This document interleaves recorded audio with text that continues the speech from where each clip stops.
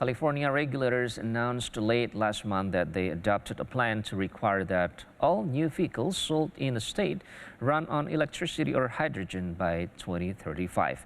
VOA's Angelina Bagdasarian has the story from Los Angeles, California. In late August, California became the first U.S. state to announce it would phase out sales of new gas-fueled cars by 2035 to fight pollution and climate change. Right now, over 14 million cars are registered in the nation's most populous state, and about 16% of these are zero-emission cars. The new regulations will push that number to 35% by 2026 and 68% by 2030. The goal is a 35% reduction in greenhouse gas emissions and an 80% drop in nitrogen oxide emissions over the next 2 decades.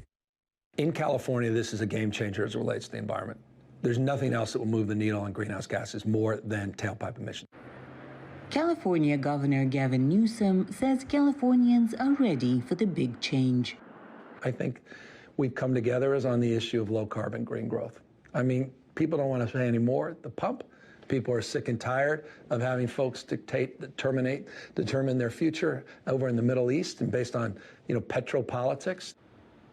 Drivers say they would be happy to swap their regular cars for green transportation. The problem is that according to Kelley Blue Book, electric vehicles, or EVs, cost an average of $10,000 more than regular cars. Still, consumers like Brian, who didn't want to give his last name, says the move towards green energy is inevitable. It's going to happen sooner or later. Everything's moving more toward green energy, so it makes sense to just make the transition happen rather than just only wait for the markets to make that happen. There are other concerns about EVs, such as supply chain issues concerning EV battery materials and a lack of charging stations. There are some 80,000 such stations in California today, the largest number compared to anywhere else in the U.S. But the state is still quite behind its goal to have 250,000 such stations by 2025. You have to understand that, unfortunately right now, because there is not that many electric cars, so we don't have a lot of electric stations. Me personally, I do not think this is going to happen exactly at 2035. I believe this is going to take a little longer than that.